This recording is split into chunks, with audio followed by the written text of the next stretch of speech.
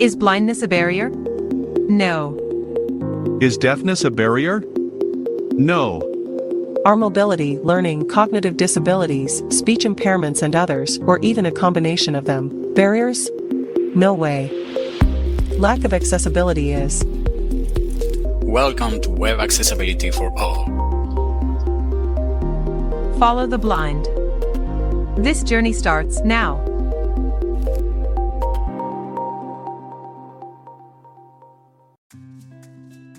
Imagine for a second that you are a captain of a commercial airliner ready for takeoff.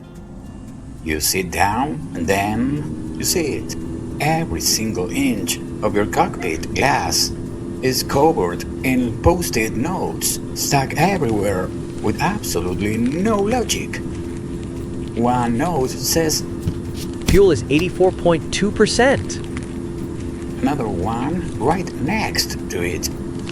Left wing bolt 402 is slightly loose. And an AI copilot is flashing a bright red warning. But why? You are surrounded by data. You can't see what actually matters. And here is the kicker. In this entire plane, you are the only person who can actually decode these messages. Yes, that's the daily reality for many accessibility specialists these days. Today, we are going to discover how to clear the glass and finally see the runway. We are going to talk about accessibility metrics. Maybe you won't ever work with them, or maybe you will. Anyway, I think it will be very interesting to see what happens when accessibility barriers become numbers you can evaluate. I am Ariel, and this is Web Accessibility for All. The compliance illusion. Why accessibility scores fail users. So we've got our dashboards. We got our shiny 98% score. We feel safe, right? Well, here's the hard truth. Today, many companies are chasing what I call the compliance illusion, where a high score makes you feel safe. If a tool tells me my site is 100% compliant, does that mean a blind person can actually buy my product? Not necessarily. In fact, probably not. Oh no! So how do we stop chasing the illusion? How do we move from "Is this legal?" to "Is this usable?" Accessibility metrics explained. Measuring real usability. Accessibility metrics are measurable signals that tell us whether people with disabilities can actually use a product. So if a single 100% score is a myth, what are we actually measuring? We need to look at 3 specific layers of data. Layer 1, Technical Accessibility Basics. This is your baseline. The metric: Percent of success criteria passed.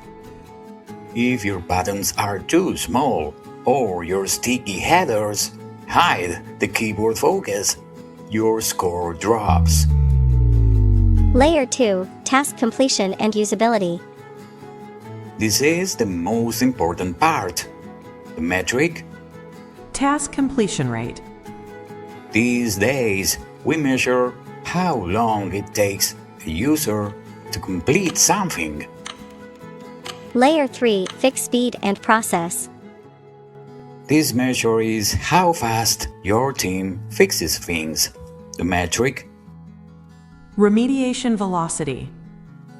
here we're measuring how fast issues actually get fixed. These layers build on each other and they define what we measure. Next, let's look at how we track it in practice. Quick accessibility test. A simple scorecard for your website. If you are sitting there thinking, Ariel, this approach sounds great, but what does a scorecard actually look like on day one? this is the quick version, a fast way to check where you stand. Test 1. Keyboard accessibility. This is your number one metric. Unplug your mouse and toss it in your desk drawer. Use the Tab key to move forward and Shift plus Tab to go back. Can you see exactly where you are? If you can't navigate by keyboard, your score is red. Period. Test 2. Contrast and zoom. Hold Control and hit the plus key until zoom level reaches 200%. Does the text overlap? Do buttons disappear?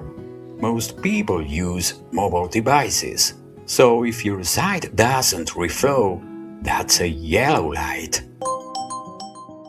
Test 3. Image accessibility basics. It is a classic, isn't it? Check your images.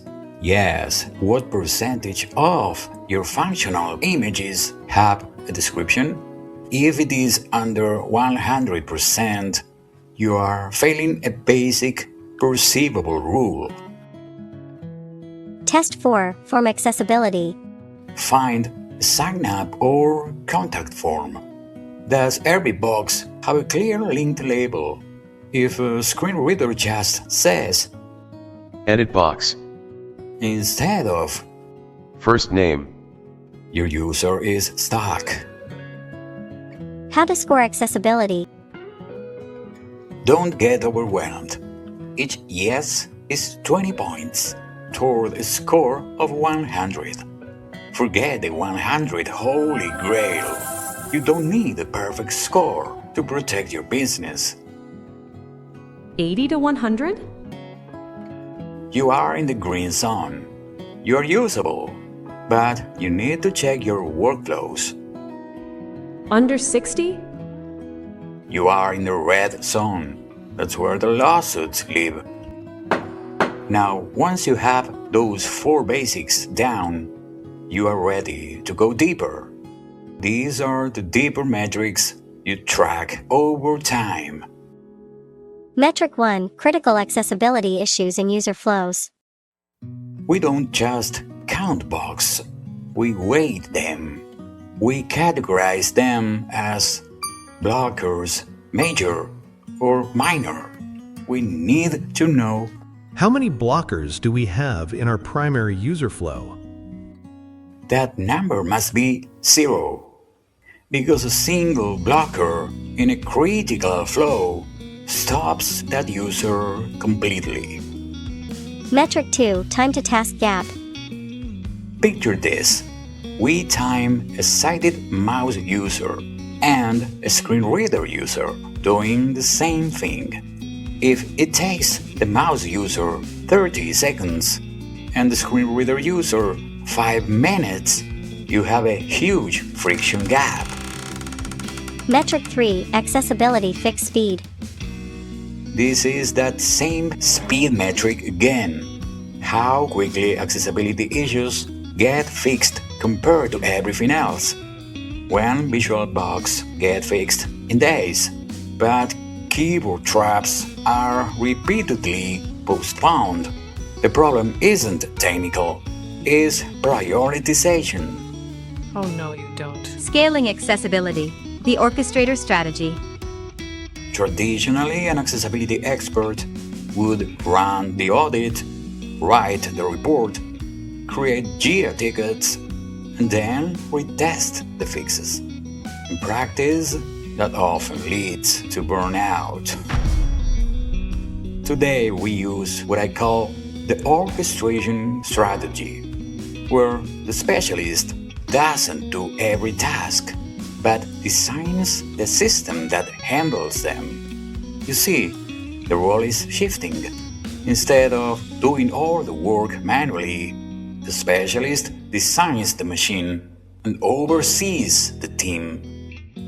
Grouping and prioritizing issues. Accessibility management platforms, or AMP, are like your accessibility engine. It centralizes your reports, your tracking, and your testing. I'll give them their own episode later, but for today, just know that they automate everything that can be automated. From detection to development. Modern tools offer one-click Jira integrations.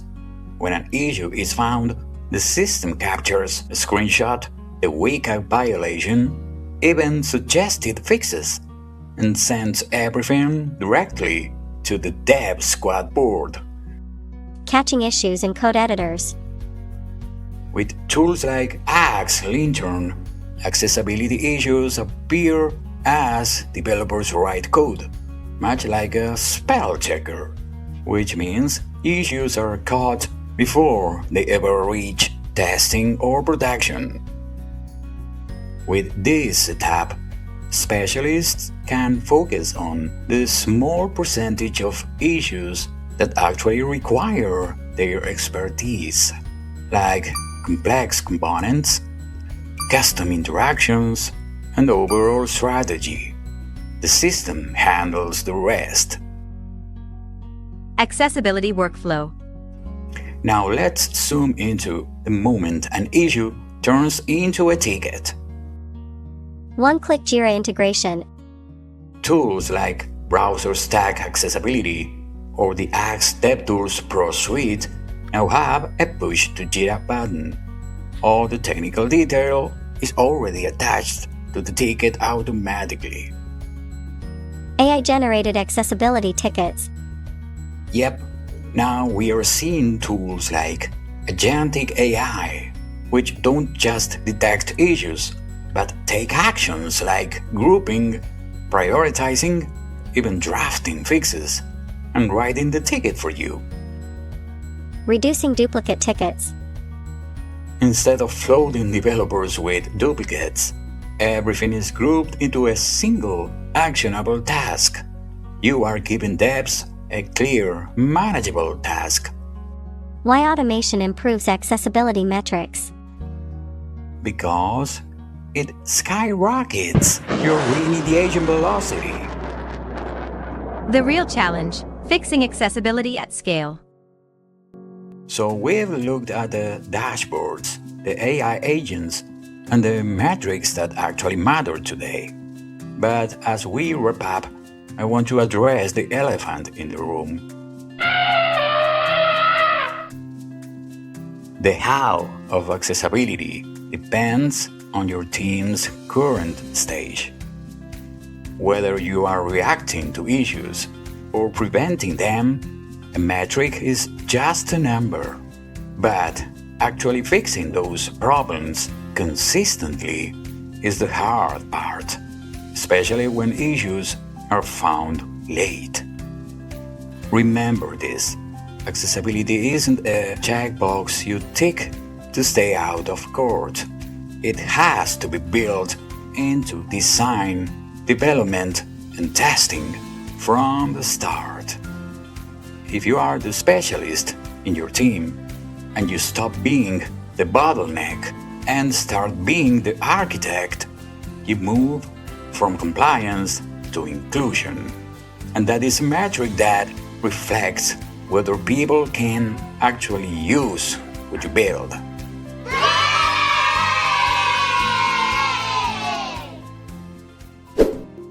I am Ariel, and this has been Web Accessibility for All. Thanks for listening, and I'll catch you in the next episode. Goodbye. Thanks for joining us today. Subscribe for a new challenge next week. And don't be shy. Leave us a review or ask your accessibility questions online. See you next week for another episode of Web Accessibility for All.